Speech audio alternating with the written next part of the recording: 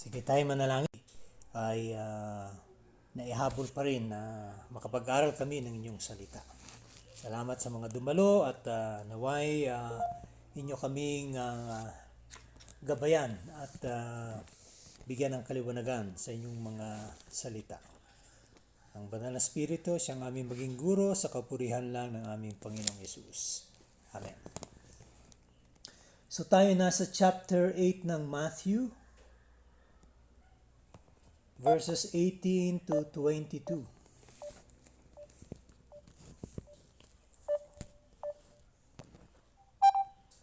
So Matthew 8 verse 18 to 22. So aking babasahin sa New International Version. When Jesus saw the crowd around him, he gave orders to cross to the other side of the lake. Then a teacher of the law came to him and said, "Teacher, I will follow you wherever you go."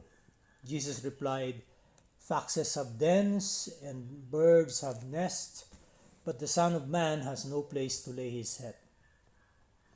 Another disciple said to him, "Lord, first let me go and bury my father." But Jesus told him, "Follow me and let the dead bury their own dead." So, dito makikita natin na may ituturo muli ang ating Panginoon pagdating sa Kanya at sa aspeto ng priority. So, yung parehas na Jesus na siyang may otoridad sa nature, sa kalikasan, na ating inaral nung ito matutunghayan natin sa susunod pala na aralin. At siya rin may kapangyarihan sa mga demonyo sa verses 28 naman to 34. At sa isang taong may paralysis sa chapter 9 verse 2 to 8 ay siya rin ang may otoridad na kailangan nating tangkilikin, tanggapin at i-acknowledge sa ating buhay.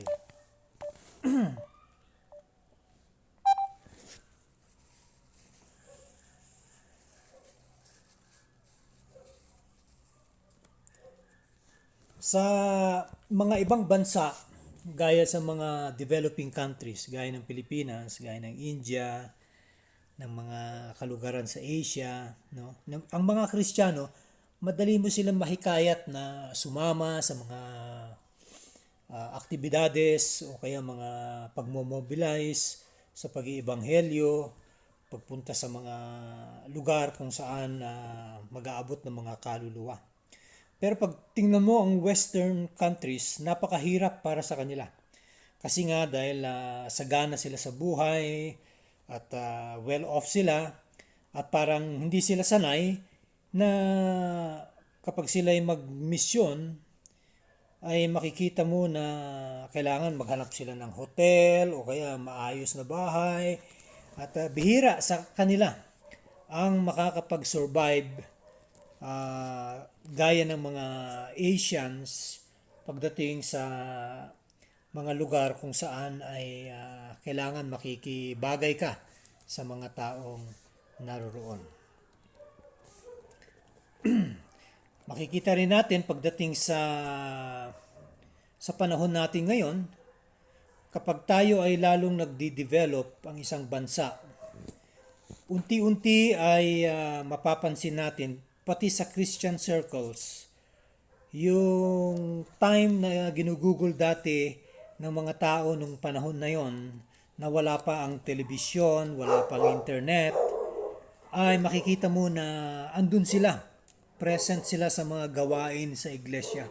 Pero ngayon, mahihirapan kang maghikayat ng mga tao dahil nga maraming mga bagay-bagay ang siyang humihila sa atin, gaya ng aking mga nabanggit. Okay. So dito makikita natin sa ating inaral na binibigyan ng definisyon ng ating Panginoon kung Ano ba ang maging isang tagasunod ni Jesus? Maaaring magtataka tayo na ilang kaya sa mga nasa loob ng iglesia, ng mga miyembro, ang talagang genuinely sumusunod kay Jesus. Lalo na kapag inaaral natin ng salita, ito yung mga panawagan, gaya nung ito sa chapter 9, makikita natin yung the calling of Matthew. Si Matthew was a tax collector, and then biglang nung tinawag siya, iniwan niya yung kanyang pagninegosyo yon at siya'y sumunod sa ating Panginoon. So ngayon matutunghayan natin na ang pagsunod kay Jesus ay merong kalakip na kumbaga cost, okay? Na kung saan minsan yung ating basic security, yung comfort zone natin, gaya halimbawa kung meron ka ng maayos na tirahan, may sasakyan ka na, maayos ang business mo, may maayos ang trabaho mo, ay makikitaan tayo ng maaaring hindi ko magagampanan yung aking pagsunod sa mga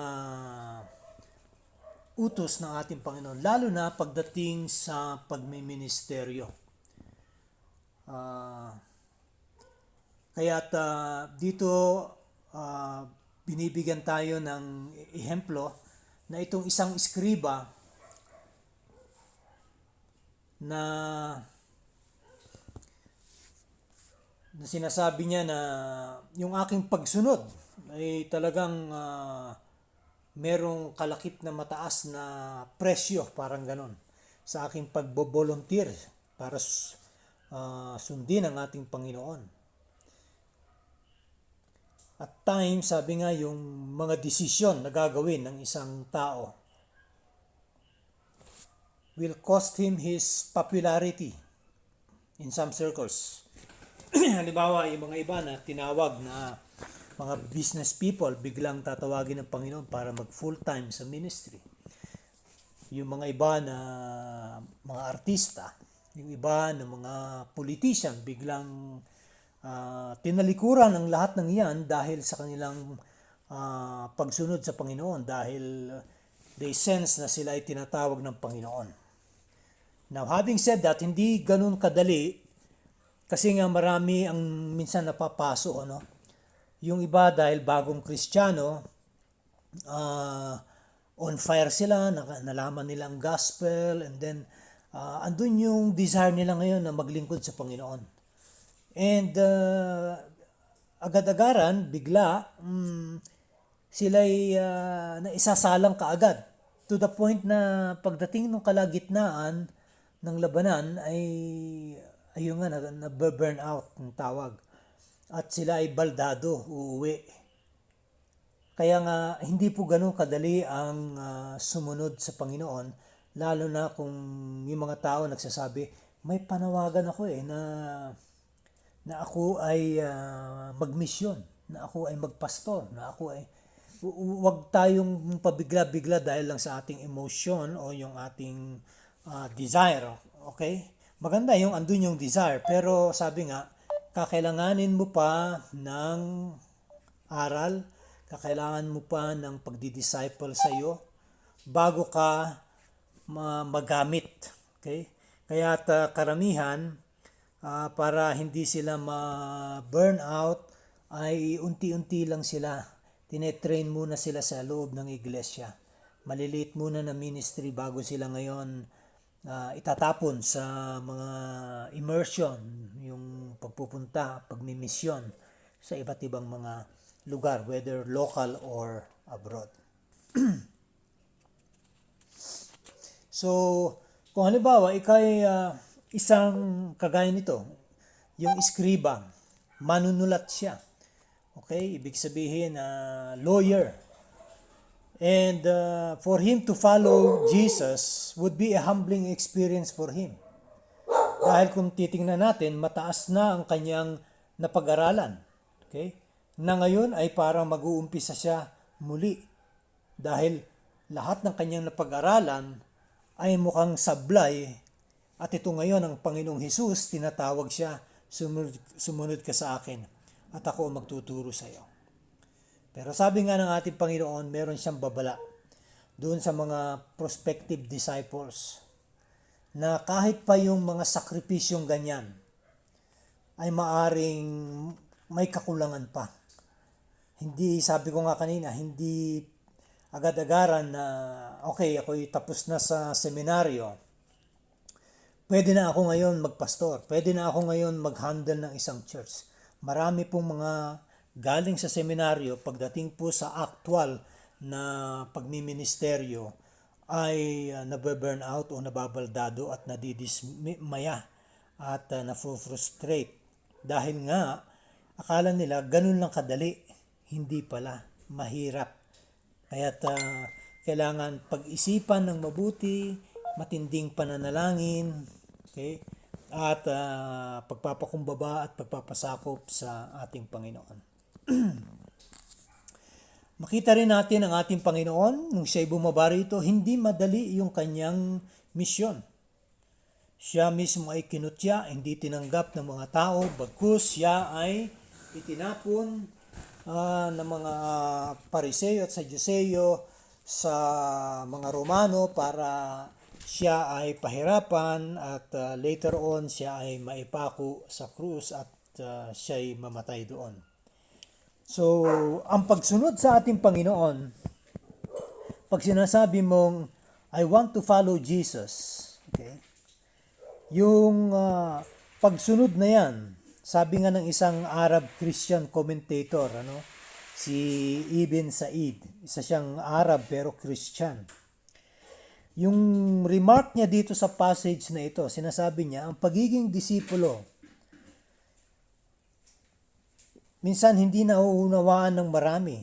Dahil ang pag-disciple is that you are going to follow the Lord Jesus Christ up to the point of Gethsemane, gaya ng ginawa ng Panginoon.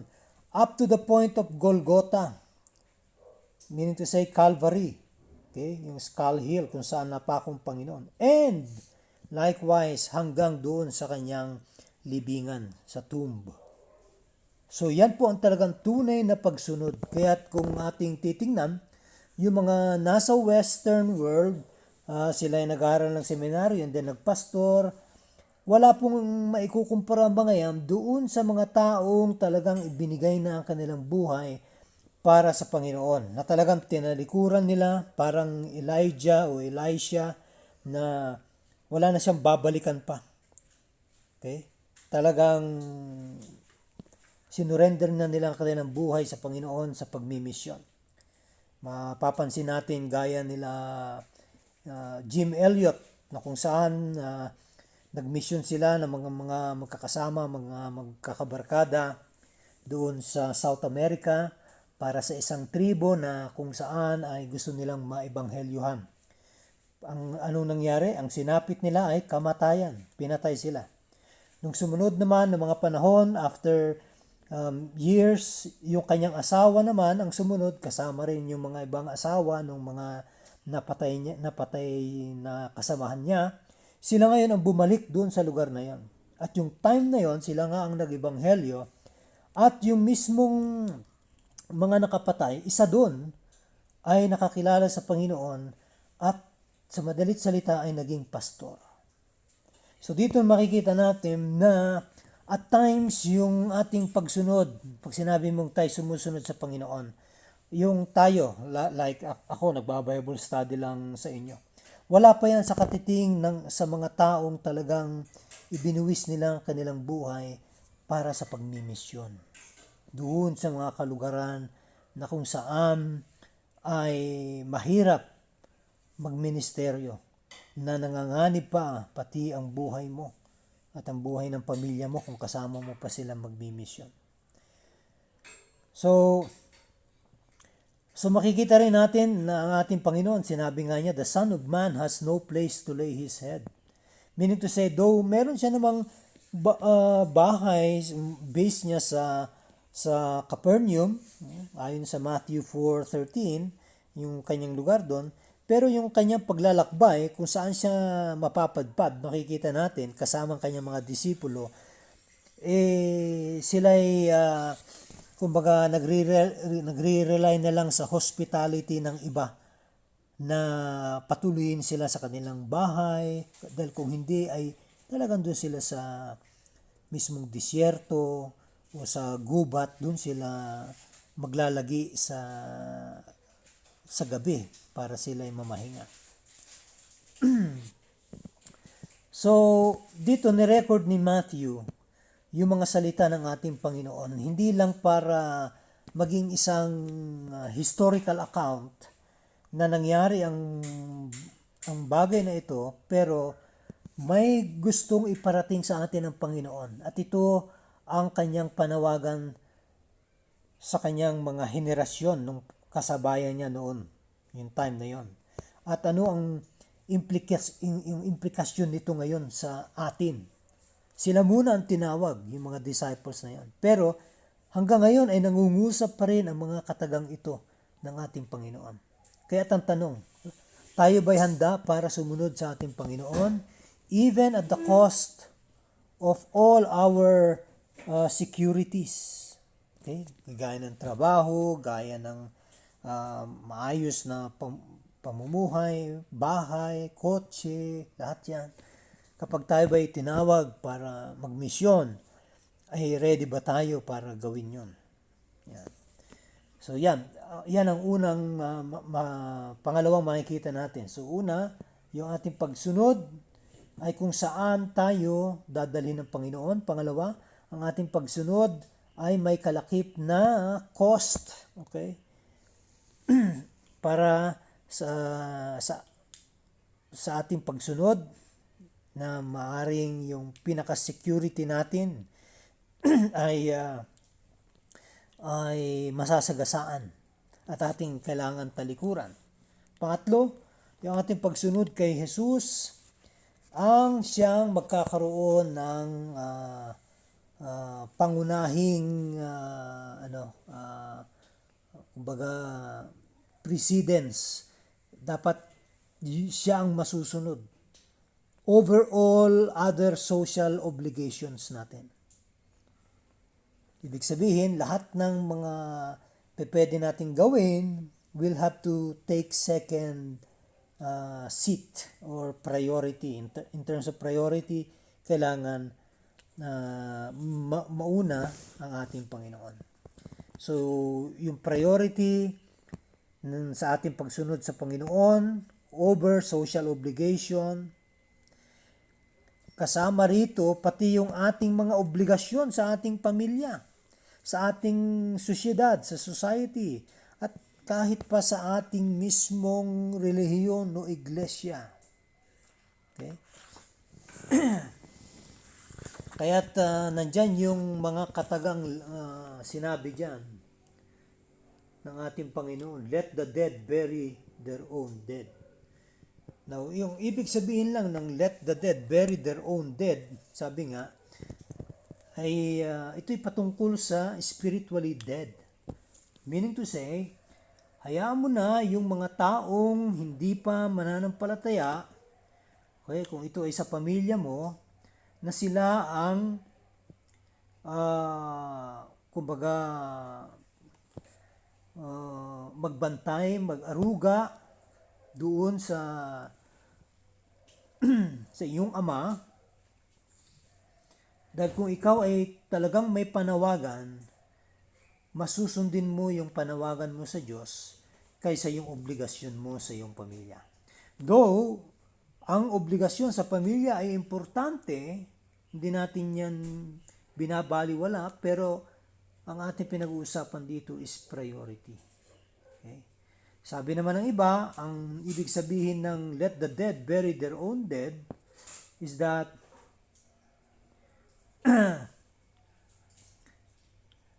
yung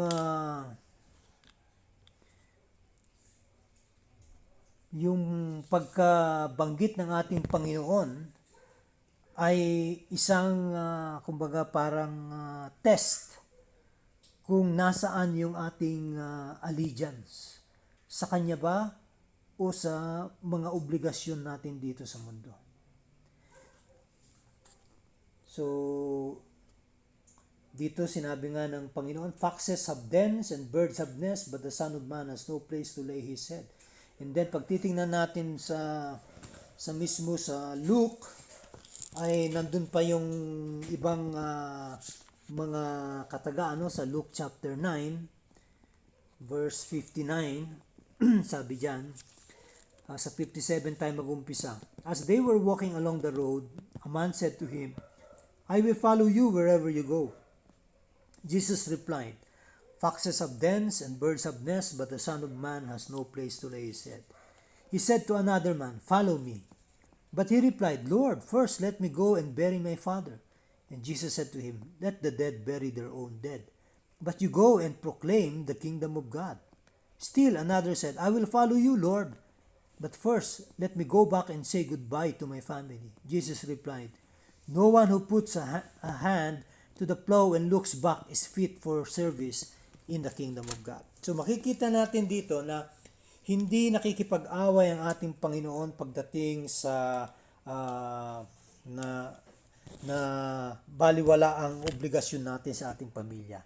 Ang kanya tinutukoy dito is yung priority.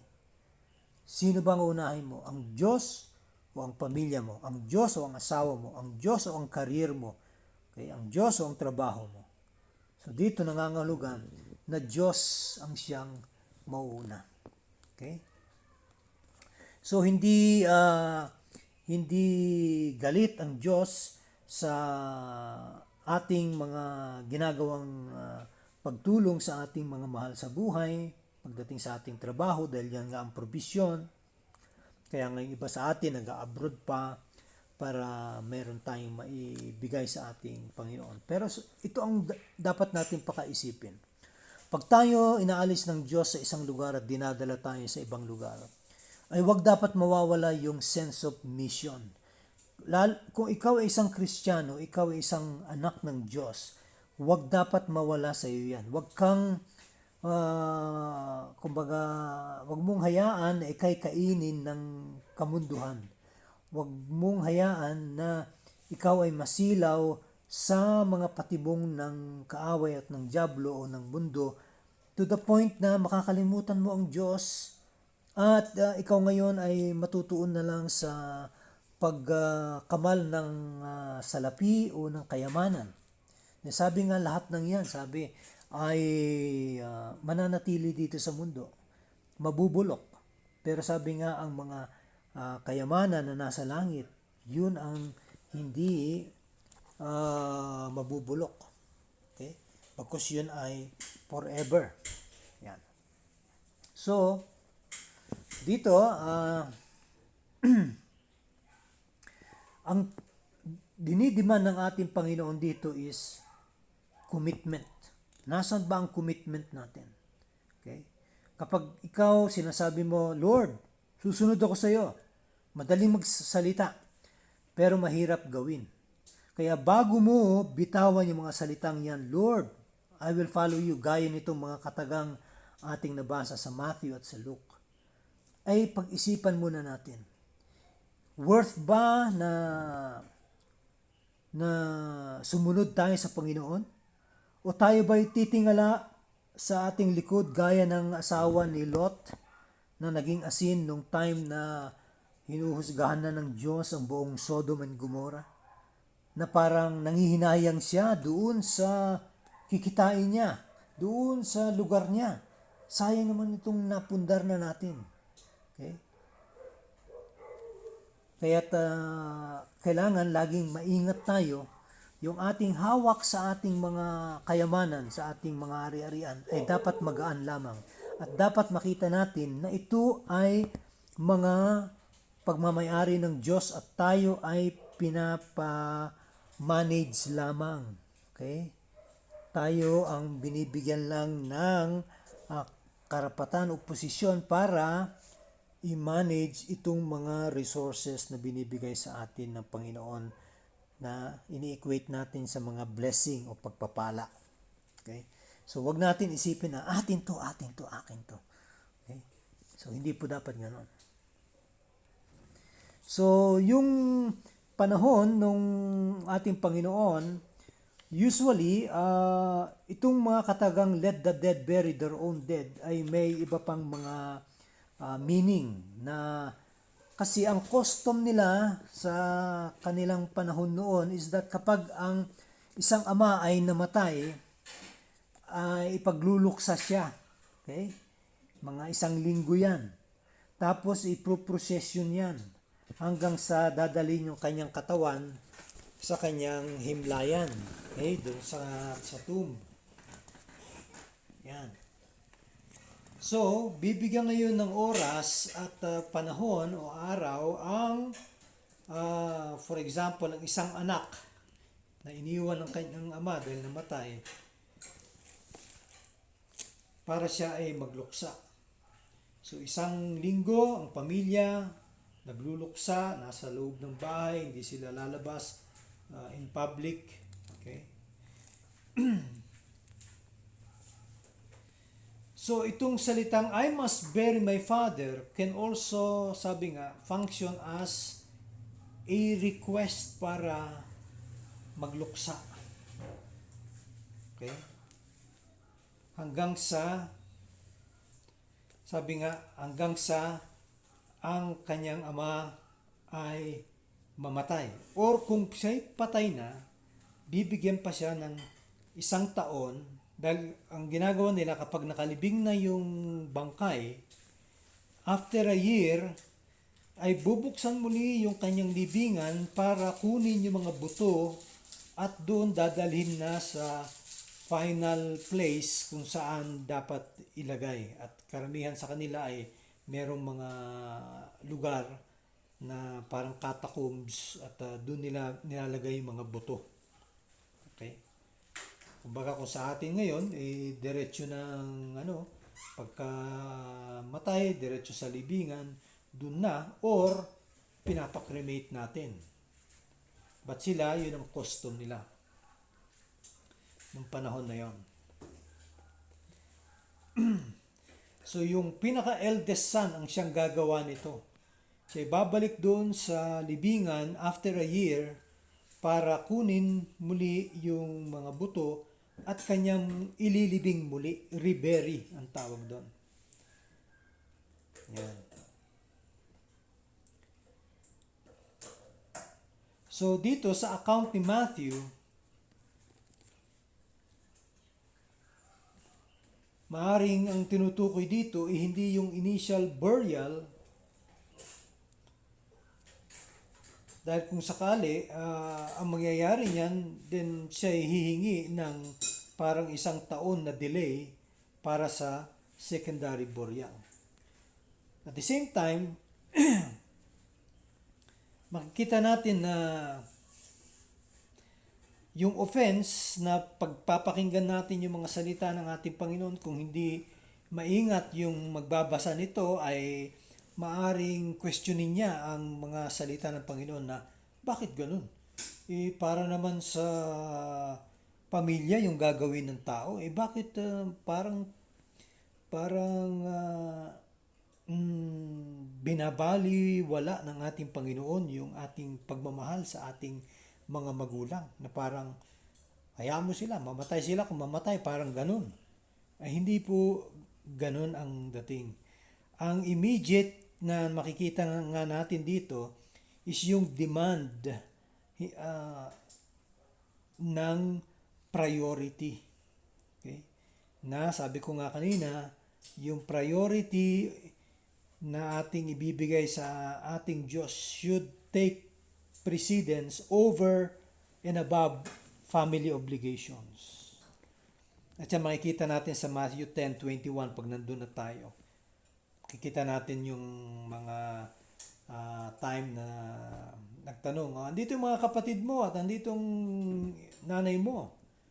Sabi ng Panginoon, sino ang aking nanay? Sino ang aking mga kapatid? Sino bang sumusunod sa kalooban ng Diyos? Siya ang aking nanay, siya ang aking kapatid. Okay?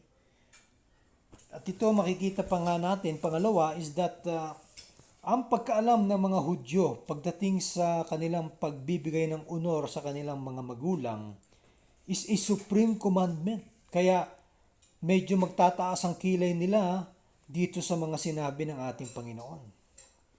At pinapakita na yung burial ng isang magulang, isa yan sa mga importanteng implikasyon doon sa commandment, regardless of the circumstances.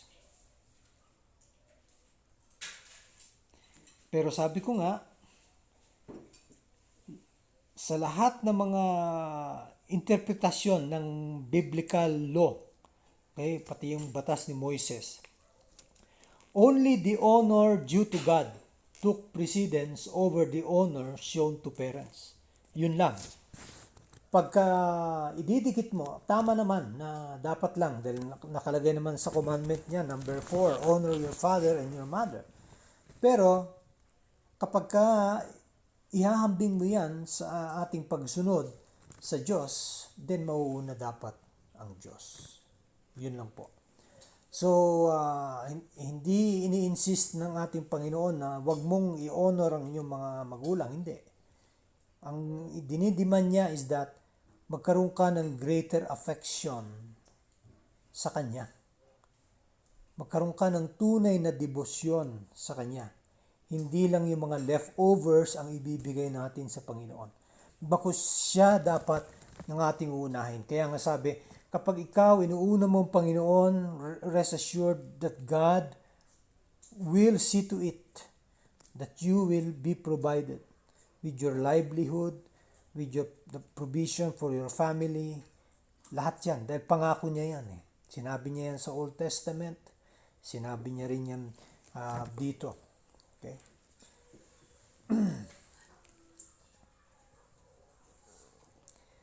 So, kapag tayo nagkaroon ng debosyon sa sarili natin o sa ibang tao o sa anumang bagay at hindi sa Diyos, then ibig sabihin yung ating pagkiklaim na, Lord, susunod ako sa iyo, ay mababaw. Maaring hindi pa totoo.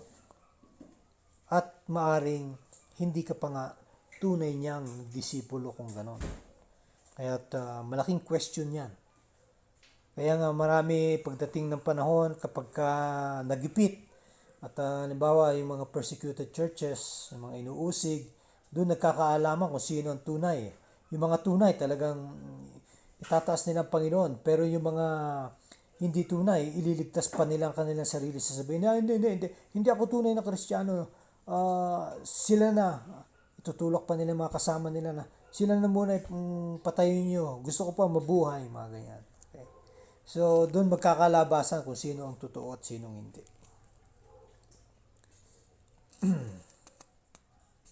So, dito ngayon sa mga salita ng ating Panginoon, sa Matthew 8:22,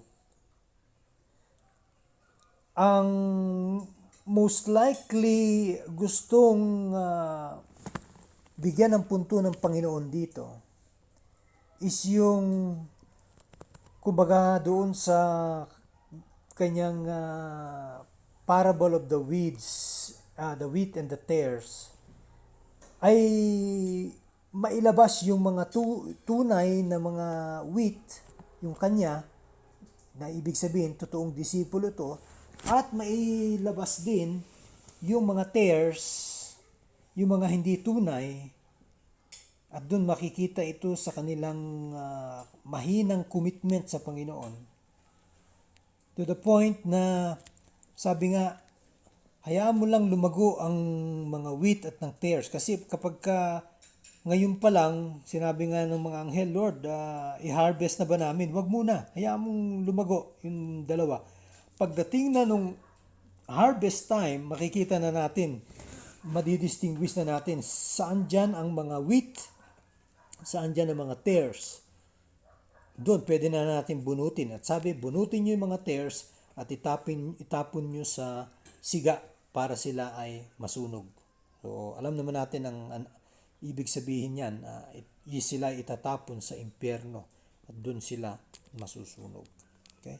At ang mga wheat, sila yung makakasama ng ating Panginoon. Ang mga tunay na hinirang ng Diyos. Kaya't itong mensaheng ito ay dapat magkaroon tayo ng holy fear to the point na ating tingnan ang ating mga sarili.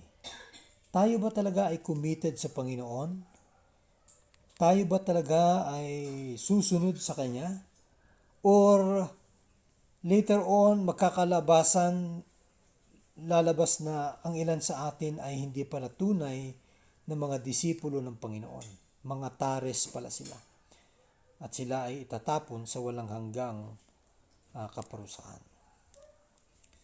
So, I hope and pray na ma-examine natin ang ating mga sarili kung tayo ba ay mga genuine na disciples ng ating Panginoon.